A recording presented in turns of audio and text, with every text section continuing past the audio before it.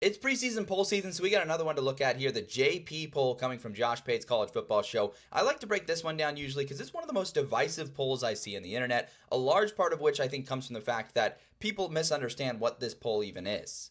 What this is a rating system. It projects neutral field favorability if the two teams matched up. Josh is saying if Notre Dame and Oregon played at a neutral field, Notre Dame would be favored. The reason people get confused is they treat it like a ranking. It is called the JP poll, so I understand why people are confused. It sounds a lot like the AP poll. Josh is probably aware of that, and it probably helps with engagement, so he hasn't changed it. But if you look at the top, like 8, 7, not too complicated, not too confusing, those are all the favorites, but it's where you start to get outside of there that it starts to get pretty interesting.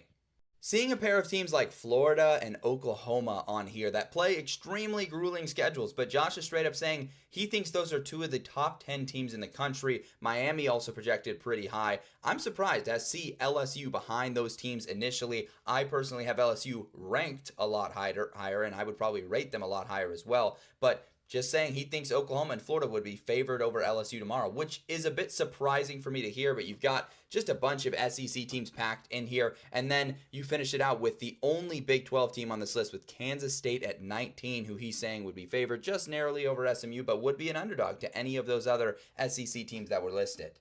Let me know down in the comments, though, what do you think of the JP poll?